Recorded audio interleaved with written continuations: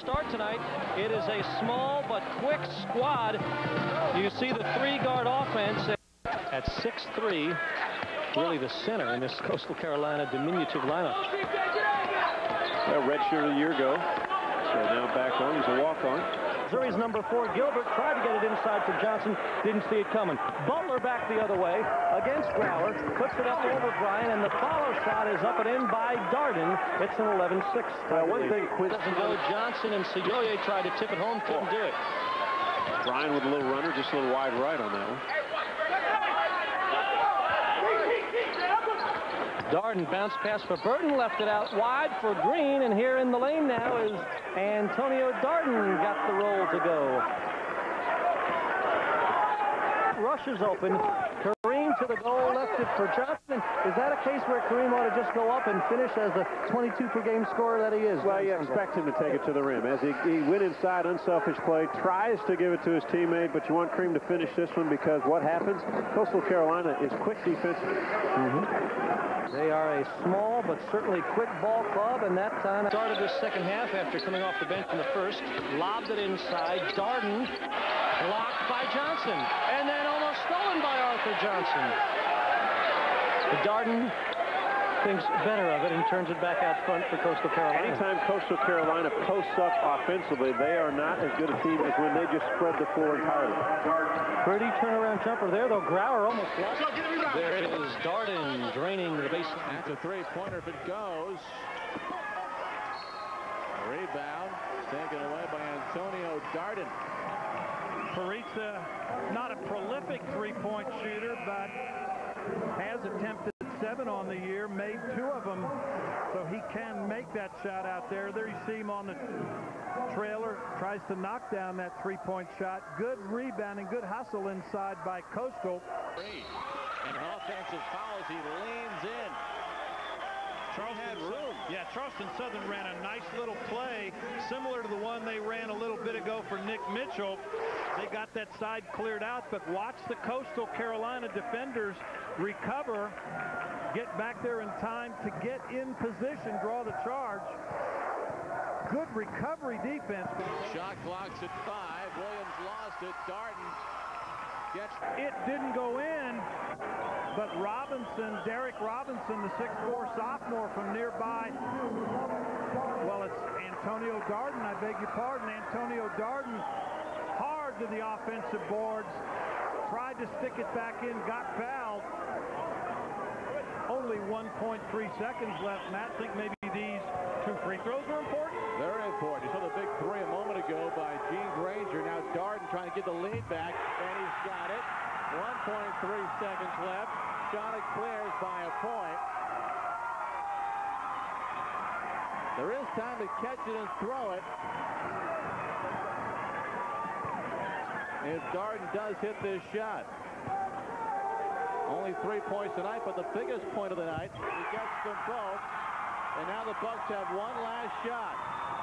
They throw it down, and time will run out. In overtime, the Chanticleers have won this one. 74-72. So the final score, 74-72, Coastal Carolina. For Tom Apke, I'm Matt Swarad. Thanks for joining us here on Fox Sports Net South. The women's game coming up next. The Dart. Excellent. A great rebounder has to expect every shot to miss. Get positioned rather than saying, oh, geez, maybe I can go over somebody's back. They can't throw a good pass. They pressure the passer, and they're in their face all over the floor, and it creates another turnover.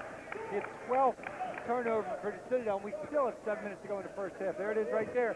Physical play, no foul. 14 first half points, offensive foul, and that's Washburn's 3rd. Tony Darden doing an excellent job playing post defense and not getting subbed out of his spot until he was fouled. Big, tough break. Player scramble, that's Tobias and Darden takes it from him. Great hustle. He just got on the floor and ripped it out of his hands. As you said, that's the kind of plays that win basketball games for you. Green has it 1-on-1 with Roy. He's got some help now to Darden. Shot is good.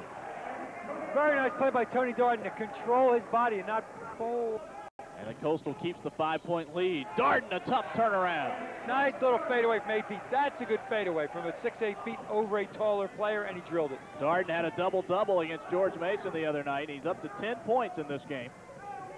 To go with Keith Gray hasn't come back into the game after a long drought. Here's Hinkson, strong to the goal. We go under 10 minutes. Great pass inside by Harris, and then a jump ball and a great block by Darden. Yeah, it was a great pass. It was a better block. And you don't see the ball get wedged between the glass and basket very much. Let's see it. Great pass. Boom. Cross court. Easy dunk. No, sorry. Antonio Darden says, get that thing out of here. Tony Darden is one of the more surprising leapers that you will see in college basketball. At 6'3", you don't expect much, but he's got high jump type leaping ability.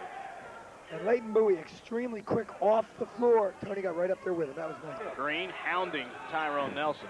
And they get the steal. Alvin racing ahead to Darden. And his shot is rejected by the Cougars. They play on. Green can't hit the three. Darden will score inside. Exceptionally quick that time. Tony Darden got it, went back up before the defense could react. Easy two. Alvin Green's shot was about 60% in, then it spun back out. Here it is right. There's the pass. Nice block there by Quentin Hollis. Alvin Green gets back in bounds legally. Takes the three, misses. Watch Tony Darden. Boom. Up, quick, easy two. Nice play. Tony Darden's trying to turn this thing around by himself, and he's doing a good job so far. He hit the winning free throws against Charleston Southern on Friday night. With 1.3 seconds left, he was fouled on a follow shot and took advantage of that gift, because rarely do you get that opportunity. That's a situation you think about every day when you shoot free throws in practice. He made it count. Here's Bolton hanging in the lane. Darden grabs the rebound and takes it away from Bolton, and he starts the fast break. Tony Darden show here. Darden providing a spark for Coastal. Try to get it under 10. Green's three way off the mark. Robinson keeps it alive, takes it back up. Shot rejected by Rothside, but Coastal recovers. And they'll work on getting the lead under 10 once more at the 8-minute mark. That's a heads-up play. Now, you get your shot block, so what? Keep going to the boards. They stayed with possession of the ball. Darden loops it in. A great catch by Butler, and he draws a foul. And Butler, a little more seasoned inside Nate and a little more patient for Pete Strickland's team, and he draws fouls instead of getting those shots blocked. Coach Strickland loving that. Here's a great lob pass. That's an extremely difficult pass to throw.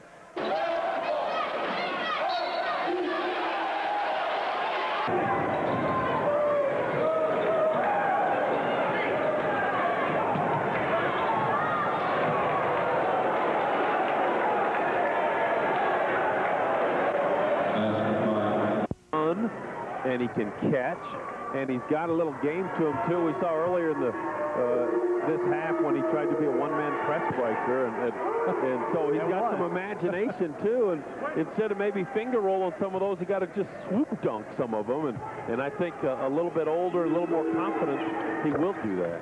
Tony Darden's had a solid night for Coastal, 9 points. And he's also tossed in 4 rebounds. He's averaging 13 against Big South opponents. And Tony tonight a handful of offensive boards and already has one of the top 10 offensive rebounding numbers in single season Coastal history. And here's a whistle over and back as Bryant